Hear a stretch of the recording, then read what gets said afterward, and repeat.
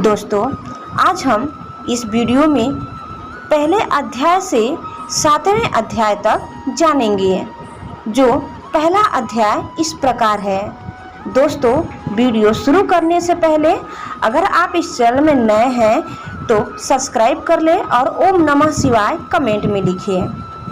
दोस्तों, महाज्ञानी सूत जी आप संपूर्ण सिद्धांतों के ज्ञाता हैं। कृपया मुझसे पुराणों के सार का वर्णन करें।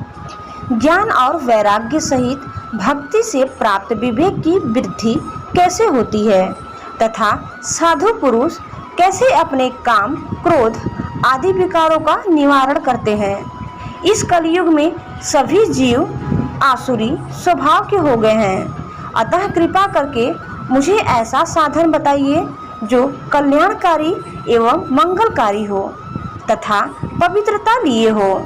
प्रभु, वह ऐसा साधन हो जिससे मनुष्य की शुद्धि हो जाए और उस निर्मल हृदय वाले पुरुष को सदैव के लिए शिव की प्राप्ति हो जाए। श्री सूत जी ने उत्तर दिया, शौनक जी आप धन्य हैं, क्योंकि आपके मन में पुराण कथा को सुनने के लिए अपार प्रेम लालसा है। इसीलिए मैं तुम्हें परम उत्तम शास्त्र की कथा सुनाता हूँ।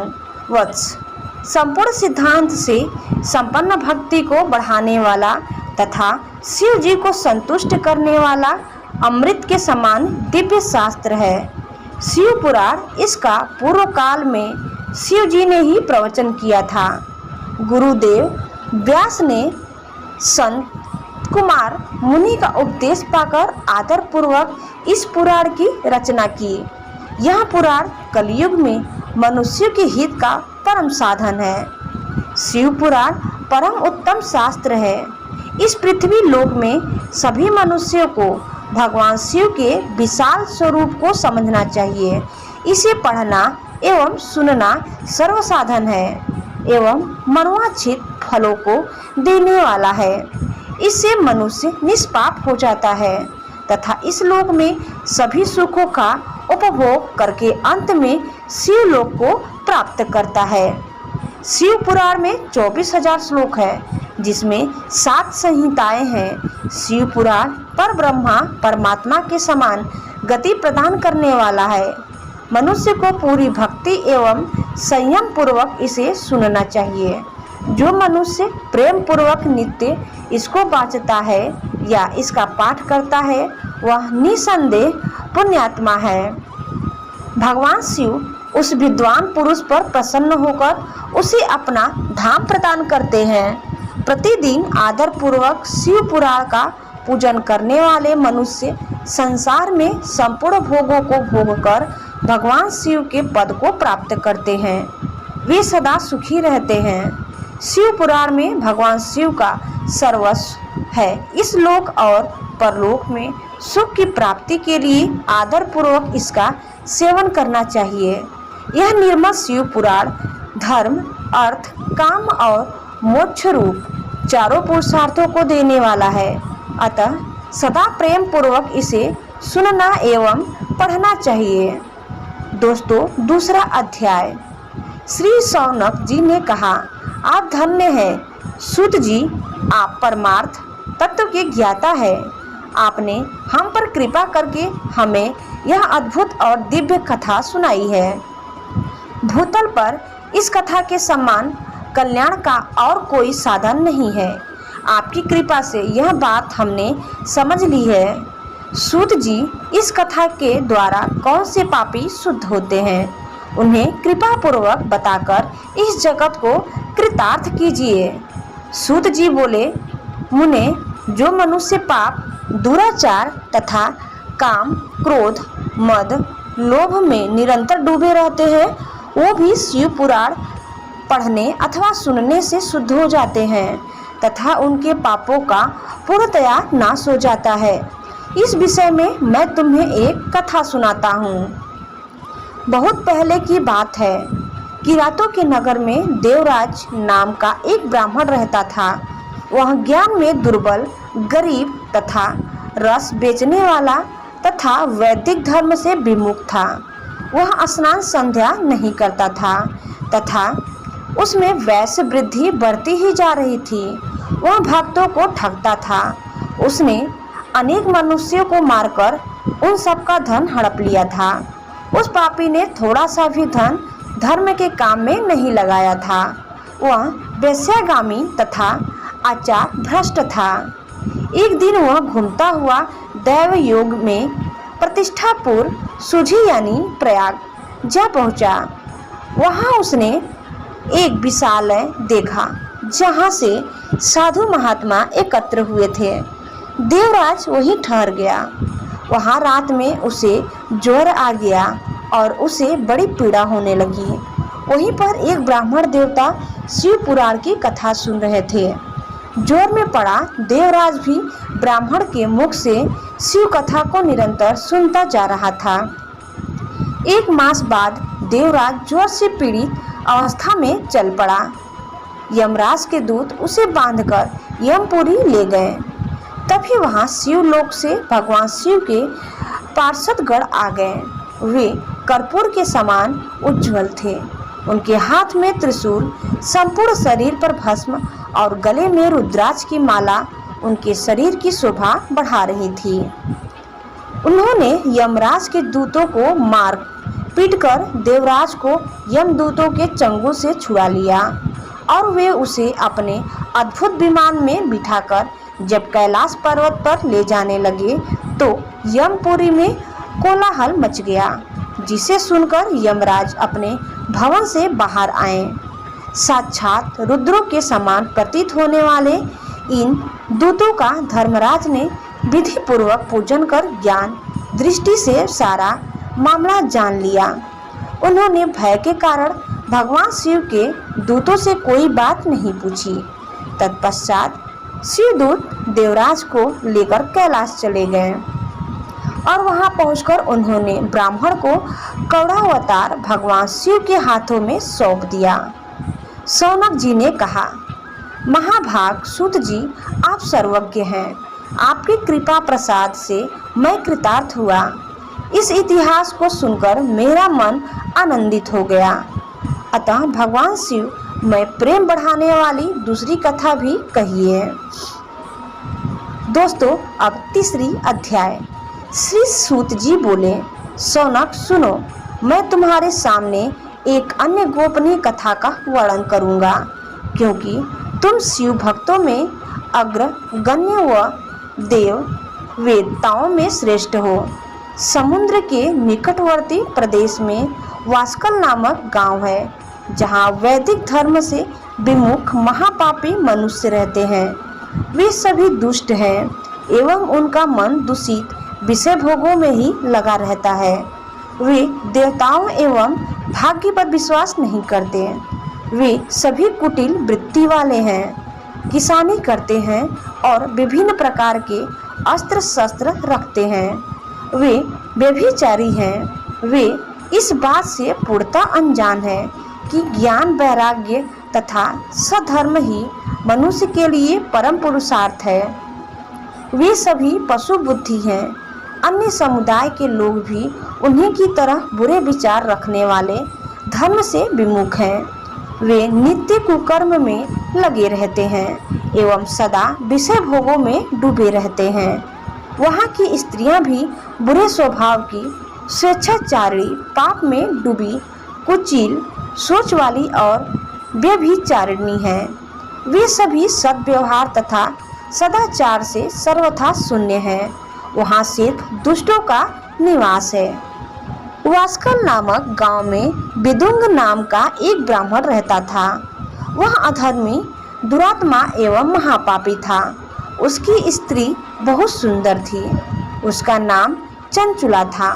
वह सदा उत्तम धर्म का पालन करती थी, परंतु विदुंग वेश्यागामी था। इस तरह कुकर्म करते हुए बहुत समय व्यतीत हो गया। उसकी स्त्री काम से पीड़ित होने पर भी स्वधर्म नाश के भय से क्लेश सहकर भी काफी समय तक धर्म भ्रष्ट नहीं हुई, परंतु आगे चलकर वह भी अपने दुराचारी पति की आचरण से प्रभावित होकर दुराचारी और अपने धर्म से विमुख हो गई। इस तरह दुराचार में डूबे हुए उन पति पत्नी का बहुत सा समय व्यर्थ बीत गया। वेश्यागामी दूषित बुद्धि वाला वह दुष्ट ब्राह्मण विदुन समयानुसार मृत्यु को प्राप्त हो नरक में चला गया। बहुत दिनों तक नरक के दुखों को भोगकर वह मूढ़ बुद्धि पापी विंध्य पर्वत पर भयंकर पिशाच हुआ। इधर उस दुराचारी विदुन के मर जाने पर वह चंचुला नामक स्त्री बहुत समय तक पुत्रों के साथ अपने घर में रहती रही। पति की मृत्यु के बाद वह भी अपने धर्म से गिरकर पुरुषों का संग करने लगी थी। सतियां विपत्ति में भी अपने धर्म का पालन करना नहीं छोड़ती। यही तो तप है। तप कठिन तो होता है, लेकिन इसका फल मीठा होता है। विषय इस सत्य को नहीं जानता, इसीलिए वह विषयों के विष फल का स्वाद लेते हुए भोग करता है। एक दिन दैवक योग से किसी पुण्य पर्व के आने पर वह अपने भाई बंधुओं के साथ गोकर्ण क्षेत्र में गई। उसने तीर्थ के जल में स्नान किया एवं बंधुजनों के साथ यत्र तत्र घूमने लगी। घूमते घूमते वह एक देव मंदिर में गई। वहां उसने एक ब्राह्मण के मुख से भगवान शिव की परम पवित्र एवं मंगलकारी कथा सुनी। कथावाचक ब्राह्मण कह रहे थे कि जो स्त्रियां व्यभिचारी करती है वे मरने के बाद जब यमलोक जाती है तब यमराज के दूत उन्हें तरह तरह से यंत्रणा देते हैं। वे उसके कामांगों को प्राप्त लौह दंडों से दागते हैं। तप्त लौह के पुरुष से उसका संसर्ग कराते हैं। ये सारे दंड इतनी वेदना देने वाले होते हैं कि जीव पुकार पुकार कर कहता है कि अब वह ऐसा नहीं करेगा, लेकिन यमदूत उसे नहीं छोड़ते हैं। कर्मों का फल तो सभी को भोगना पड़ता है। देव ऋषि मनुष्य सभी इससे बंधे हुए हैं। ब्राह्मण के मुख से यह वैराग्य बढ़ाने वाली कथा सुनकर चंचुला भय से व्याकुल हो गई। कथा समाप्त होने पर सभी लोग वहां से चले गए। तब कथा बांचने वाले ब्राह्मण देवता से चंचुला ने कहा, हे ब्राह्मण, धर्म को न जानने के कारण मेरे द्वारा बहुत बड़ा दुराचार हुआ है। स्वामी, मेरे ऊपर कृपा कर मेरा उद्धार कीजिए। आपके प्रवचन को सुनकर मुझे इस संसार से वैराग्य हो गया है। मुझ मूढ़ चित्त वाली पापनी को धिक्कार है। मैं निंदा के योग्य हूँ। मैं बुरे विषयों में फंसकर अपने धर्म से विमुख हो गई थी। कौन मुझ जैसी कुमार्ग में मन लगाने वाली पापनी का साथ देगा? जब यमदूत मेरे गले में फंदा डालकर मुझे बांधकर ले जाएंगे और नरक में मेरे शरीर के टुकड़े करेंगे, तब मैं कैसे उन महायातनाओं को सहन कर पाऊंगी? मैं सब प्रकार से नष्ट हो गई हूँ, क्योंकि अभी तक मैं हर तरह से पाप में डूबी रही हूँ। हे ब्राह्मण, आप मेरे गुरु हैं, आप ही मेरे माता पिता हैं। मैं आपकी शरण में आई हूँ। मुझ अबला का अब आप ही उद्धार कीजिए। सूत जी कहते हैं, शौनक इस प्रकार विलाप करती हुई चंचुला ब्राह्मण देवता के चरणों में गिर पड़ी। तब ब्राह्मण ने उसे कृपा पूर्वक उठाया और इस प्रकार कहा। अब चौथा अध्याय। ब्राह्मण बोले, नारी, तुम सौभाग्यशाली हो जो भगवान शंकर की कृपा से तुमने वैराग्यपूर्ण शिव पुराण की कथा सुनकर समय से अपनी गलती का एहसास कर लिया है। तुम डरो मत और भगवान शिव की शरण में जाओ। उनकी परम कृपा से तुम्हारे सभी पाप नष्ट हो जाएंगे।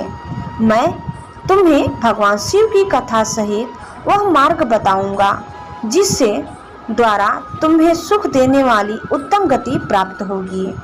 शिव कथा सुनने से तुम्हारी बुद्धि शुद्ध हो गई है और तुम्हें पश्चाताप हुआ है तथा मन में वैराग्य उत्पन्न हुआ है। पश्चाताप ही पाप करने वाले पापियों के लिए सबसे बड़ा प्रायश्चित है। पश्चाताप ही पापों का शोधक है। इससे ही पापों की शुद्धि होती है। सत्पुरुषों के अनुसार पापों की शुद्धि के लिए प्रायश्चित पश्चाताप से ही संपन्न होता है। जो मनुष्य अपने कुकर्म के लिए पश्चाताप नहीं करता वह उत्तम गति प्राप्त नहीं करता, परंतु जिसे अपने कुकृत्य पर हार्दिक पश्चाताप होता है वह अवश्य उत्तम गति का भागीदार होता है। इसमें कोई शक नहीं है। शिव पुराण की कथा सुनने से चित्त की शुद्धि एवं मन निर्मल हो जाता है। शुद्ध चित्त में ही भगवान शिव व पार्वती का वास होता है। वह शुद्ध आत्मा पुरुष सदा शिव के पद को प्राप्त होता है। इस कथा का श्रवण सभी मनुष्यों के लिए कल्याणकारी है, अतः इसकी आराधना व सेवा करनी चाहिए। यह कथा भव बंधन रूपी रोग का नाश करने वाली है। भगवान शिव की कथा सुनकर हृदय में उसका मनन करना चाहिए। इससे चित्त की शुद्धि होती है। चित्त शुद्धि होने से ज्ञान और वैराग्य के साथ महेश्वर की भक्ति निश्चय ही प्रकट होती है तथा उनके अनुग्रह से दिव्य मुक्ति प्राप्त होती है। जो मनुष्य माया के प्रति आसक्त है वह इस संसार बंधन से मुक्त नहीं हो पाता। हे ब्राह्मण पत्नी, तुम अन्य विषयों से अपने मन को हटाकर भगवान शंकर की इस परम पावन कथा को सुनो। इससे तुम्हारे चित्त की शुद्धि होगी और तुम्हें मोक्ष की प्राप्ति होगी। जो मनुष्य निर्मल हृदय से भगवान शिव के चरणों का चिंतन करता है उसकी एक ही जन्म में मुक्ति हो जाती है। सूत जी कहते हैं, शौनक, यह कहकर वे ब्राह्मण चुप हो गए। उनका हृदय करुणा से भर गया। वे ध्यान में मग्न हो गए। ब्राह्मण का उक्त उपदेश सुनकर चंचुला के नेत्रों में आनंद के आंसू झलक आए। वह हर्ष भरे हृदय से ब्राह्मण देवता के चरणों में गिर गई और हाथ जोड़कर बोली, मैं कृतार्थ हो गई। हे ब्राह्मण, शिव भक्तों में श्रेष्ठ स्वामीन, आप धन्य हैं। आप परमार्थदर्शी हैं और सदा परोपकार में लगे रहते हैं। साधो, मैं नरक के समुद्र में गिरी रही हूँ, कृपा कर मेरा उद्धार कीजिए। जिस पौराणिक व अमृत के समान सुंदर शिव पुराण कथा की बात आपने की है उसे सुनकर ही मेरे मन में वैराग्य उत्पन्न हुआ है। उस अमृतमयी शिव पुराण कथा को सुनने के लिए मेरे मन में बड़ी श्रद्धा हो रही है। कृपया आप मुझे उसे सुनाइए। सूत जी कहते हैं, शिव पुराण की कथा सुनने की इच्छा मन में लिए हुए चंचुला उस ब्राह्मण देवता की सेवा में वहीं लगे रहने लगी। उस गौगढ़ नामक महाक्षेत्र में उन ब्राह्मण देवता के मुख से चंचुला शिव पुराण की भक्ति, ज्ञान और वैराग्य बढ़ाने वाली और मुक्ति देने वाली परम उत्तम कथा सुनकर कृतार्थ हुई। उसका चित्त शुद्ध हो गया। वह अपने हृदय में शिव के सगुण रूप का चिंतन करने लगी। वह सदैव शिव के सच्चिदानंदमय स्वरूप का स्मरण करती थी। तत्पश्चात अपना समय पूर्ण होने पर चंचुला ने बिना किसी कष्ट के अपना शरीर त्याग दिया। उसे लेने के लिए एक दिव्य विमान वहां पहुंचा। वह विमान शोभा साधनों से सजा था एवं शिवगणों से सुशोभित था। चंचुला विमान से शिवपुरी पहुंची। उसके सारे पाप धुल गए। वह दिव्यांगना हो गई और गौरांगी देवी मस्तक पर अर्धचंद्र का मुकुट व अन्य दिव्य आभूषण पहने शिवपुरी पहुंची। वहां उसने सनातन देवता त्रिनेत्रधारी महादेव शिव को देखा। सभी देवता उनकी सेवा में भक्ति भाव से उपस्थित थे। उनकी अंग कांति करोड़ों सूर्यों के समान प्रकाशित हो रही थी। 5 मुख और हर मुख में 3-3 नेत्र थे। मस्तक पर ऊर्ध्वचंद्राकार मुकुट शोभायमान हो रहा था। कंठ में नील चिन्ह था। उनके साथ में देवी गौरी विराजमान थी जो विद्युत पुंज के समान प्रकाशित हो रही थी। महादेव जी की कांति कपूर के समान गौर थी। उनके शरीर पर श्वेत वस्त्र थे तथा शरीर श्वेत भस्म से युक्त था। इस प्रकार भगवान शिव के परम उज्जवल रूप के दर्शन कर चंचुला बहुत प्रसन्न हुई। उसने भगवान को बारंबार प्रणाम किया और हाथ जोड़कर प्रेम, आनंद और संतोष से युक्त हो विनीत भाव से खड़ी हो गई। उसके नेत्रों से आनंद अश्रुओं की धारा बहने लगी। भगवान शंकर व भगवती गौरी उमा ने करुणा के साथ सौम्य दृष्टि से देखकर चंचुला को अपने पास बुलाया। गौरी उमा ने उसे प्रेम पूर्वक अपनी सखी बना ली। चंचुला सुखपूर्वक भगवान शिव के धाम में उमा देवी की सखी के रूप में निवास करने लगी। 5वां अध्याय।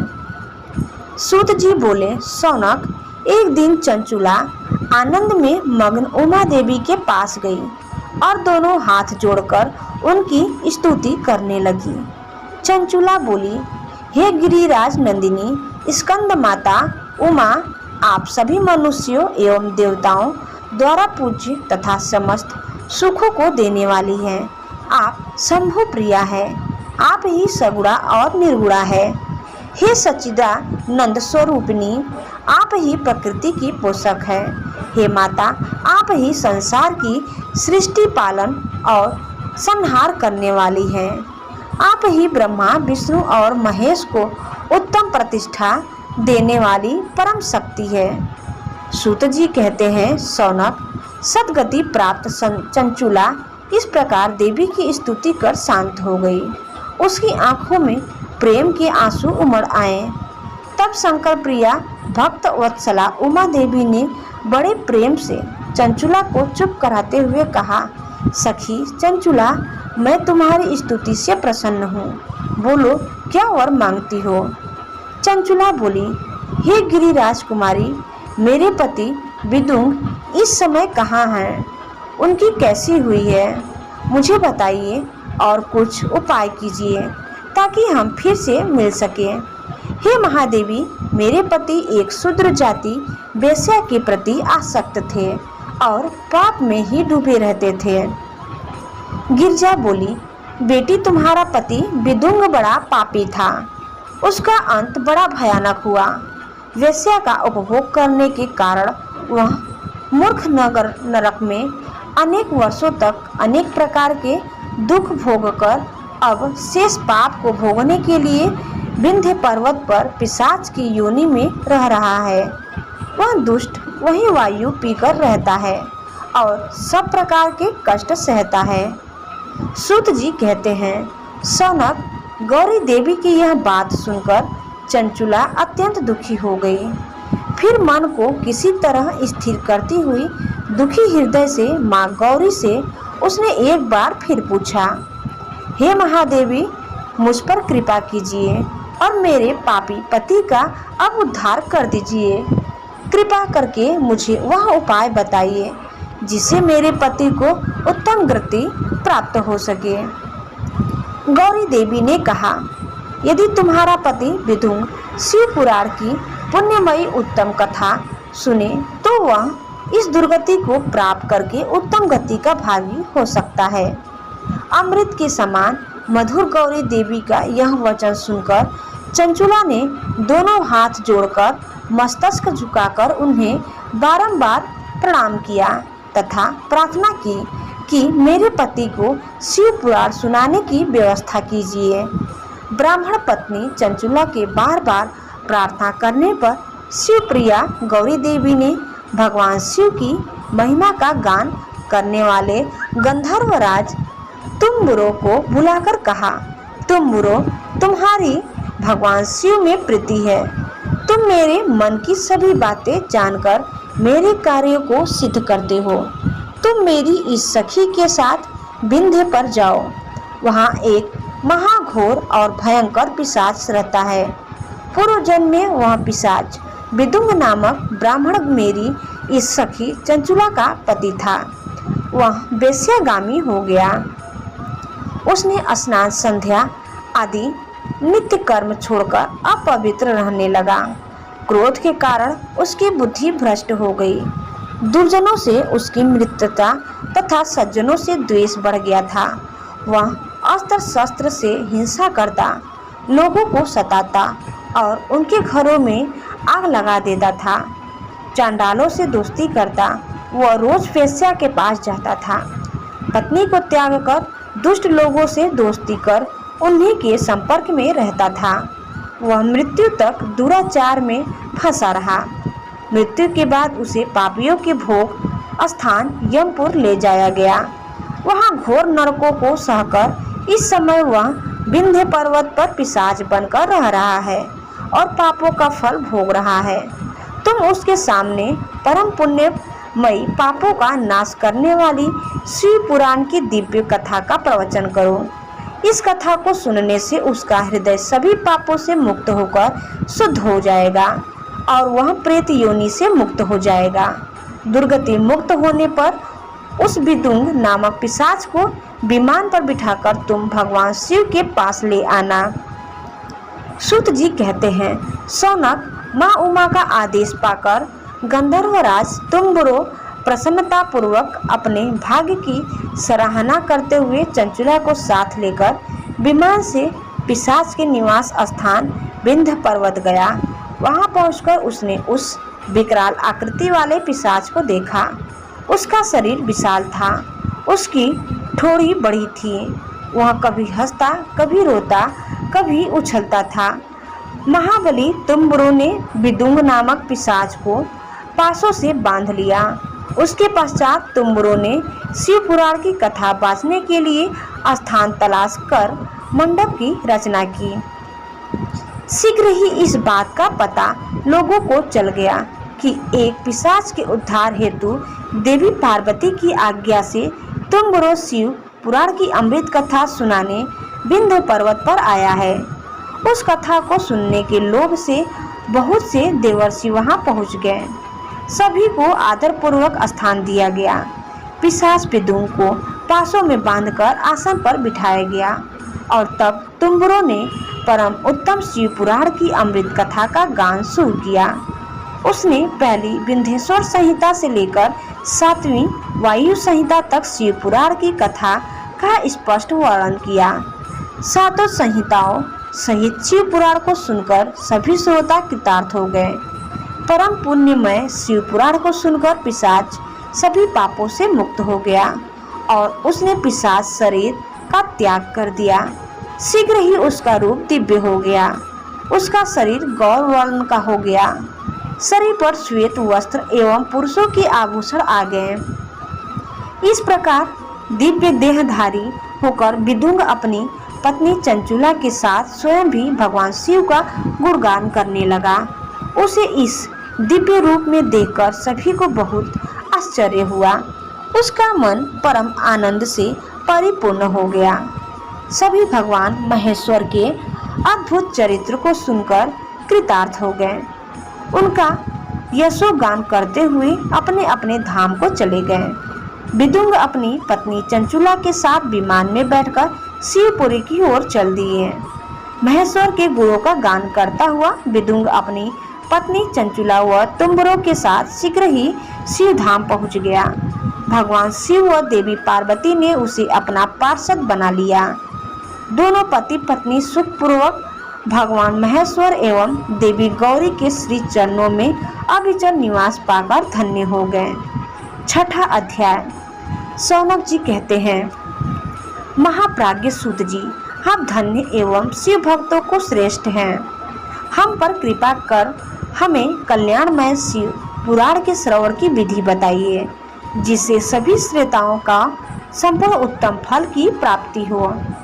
सूत जी ने कहा, मुने सौनक, तुम्हें संपूर्ण फल की प्राप्ति के लिए मैं शिव पुराण की विधि सविस्तार बताता हूँ।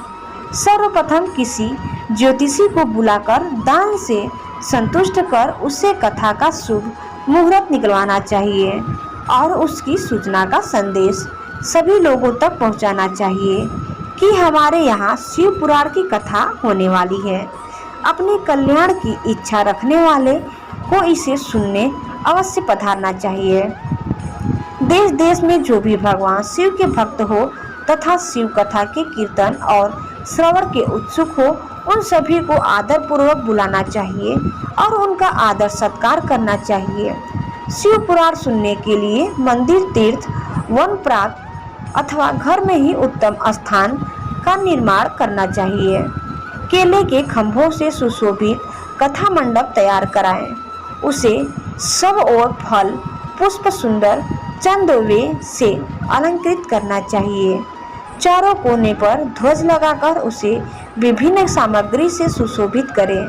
भगवान शंकर के लिए भक्ति पूर्वक दिव्य आसन का निर्माण करना चाहिए तथा कथावाचक के लिए भी दिव्य आसन का निर्माण करना चाहिए। नियम पूर्वक कथा सुनाने वालों के लिए भी सुयोग्य आसन की व्यवस्था करें तथा अन्य लोगों के बैठने की भी व्यवस्था करें। कथा बाँचने वाले विद्वान के प्रति कभी बुरी भावना न रखें। संसार में जन्म तथा गुणों के कारण बहुत से गुरु होते हैं, परंतु उन सब में पुराणों का ज्ञाता ही परम गुरु माना जाता है। पुराण वेत्ता पवित्र, शांत, साधु, ईर्ष्या पर विजय प्राप्त करने वाला और दयालु होना चाहिए। ऐसे गुणी मनुष्य को इस पुण्यमयी कथा को बाँचना चाहिए। सूर्योदय से 3:30 पहर तक इसे बाँचने का उपयुक्त समय है। मध्यकाल में 2 घड़ी तथा कथा बंद रखनी चाहिए ताकि लोग मल मूत्र का त्याग कर सकें। जिस दिन से कथा शुरू हो रही है उसे एक दिन पहले व्रत ग्रहण करें। कथा के दिनों में प्रातः काल का नित्य कर्म संक्षेप में कर लेना चाहिए। वक्ता के पास उसकी सहायता हेतु एक विद्वान व्यक्ति को बैठाना चाहिए जो कि सब प्रकार के संशयों को दूर कर लोगों को समझाने में कुशल हो। कथा में आने वाले विघ्नों को दूर करने के लिए सर्वप्रथम गणेश जी का पूजन करना चाहिए। भगवान शिव पुराण की भक्ति भाव से पूजा करें। तत्पश्चात श्रोता तन मन से शुद्ध होकर आदर पूर्वक शिव पुराण की कथा सुने। जो वक्ता और श्रोता अनेक प्रकार के कर्मों से भटक रहे हो, काम आदि 6 विकारों से युक्त हो, वे पुण्य के भागी नहीं हो सकते। जो मनुष्य अपनी सभी चिंताओं को भूलकर कथा में मन लगाते हैं, उन शुद्ध बुद्धि मनुष्य को उत्तम फल की प्राप्ति होती है। 7वां अध्याय। सूत जी बोले, सौनक, शिव पुराण सुनने का व्रत लेने वाले पुरुषों के लिए जो नियम है उन्हें भक्ति पूर्वक सुनो। शिव पुराण की पुण्यमयी कथा नियम पूर्वक सुनने से बिना किसी विघ्न बाधा के उत्तम फल की प्राप्ति होती है। दीक्षा रहित मनुष्य को कथा सुनने का अधिकार नहीं है, अतः पहले वक्ता से दीक्षा ग्रहण करनी चाहिए। नियम पूर्वक कथा सुनने वाले मनुष्य को ब्रह्मचर्य का अच्छी तरह से पालन करना चाहिए। उसे भूमि पर सोना चाहिए, पत्तल में खाना चाहिए तथा कथा समाप्त होने पर ही अन्न ग्रहण करना चाहिए। समर्थ मनुष्य को शुद्ध भाव से शिव पुराण की कथा की समाप्ति तक उपवास रखना चाहिए और एक ही बार भोजन करना चाहिए। गरिष्ठ अन्न, दाल, जला अन्न, सेम, मसूरी तथा बासी अन्न नहीं खाना चाहिए। जिसने कथा का व्रत ले रखा हो उसे प्याज, लहसुन, हींग, गाजर, मादक वस्तु तथा आमिष कही जाने वाली वस्तुओं को त्याग देना चाहिए। ऐसा मनुष्य प्रतिदिन सत्य, शौच, दया, मौन, सरलता, विनय तथा हार्दिक उदारता आदि सद्गुणों को अपनाए तथा साधु संतों की निंदा का त्याग कर नियम पूर्वक कथा सुने। सकाम मनुष्य इस कथा के भाव से अपनी अभीष्ट कामना प्राप्त करता है और निष्काम मोक्ष प्राप्त करता है। सभी स्त्री पुरुषों को विधि विधान से शिव पुराण की उत्तम कथा को सुनना चाहिए। महर्षि शिव पुराण की समाप्ति पर श्रोताओं को भक्ति पूर्वक भगवान शिव की पूजा की तरह पुराण पुस्तक की भी पूजा करनी चाहिए तथा इसके पश्चात विधि पूर्वक वक्ता का भी पूजन करना चाहिए। पुस्तक को रखने के लिए नया और सुंदर बस्ता बनाएं। पुस्तक व वक्ता की पूजा के उपरांत वक्ता की सहायता हेतु बुलाए गए पंडित का भी सत्कार करना चाहिए। कथा में पधारे अन्य ब्राह्मणों को भी अन्न धन का दान दें। गीत वाद्य और नृत्य से उत्सव को महान बनाए। विरक्त मनुष्य को कथा समाप्ति पर गीता का पाठ करना चाहिए तथा गृहस्थ को श्रवण कर्म की शांति हेतु होम करना चाहिए। होम रुद्र संहिता के श्लोकों द्वारा अथवा गायत्री मंत्र के द्वारा करें। यदि हवन करने में असमर्थ हो तो भक्ति पूर्वक शिव सहस्त्र नाम का पाठ करें। कथा श्रवण संबंधी व्रत की पूर्णता के लिए शहद से बनी खीर का भोजन 11 ब्राह्मणों को कराकर उन्हें दक्षिणा दें।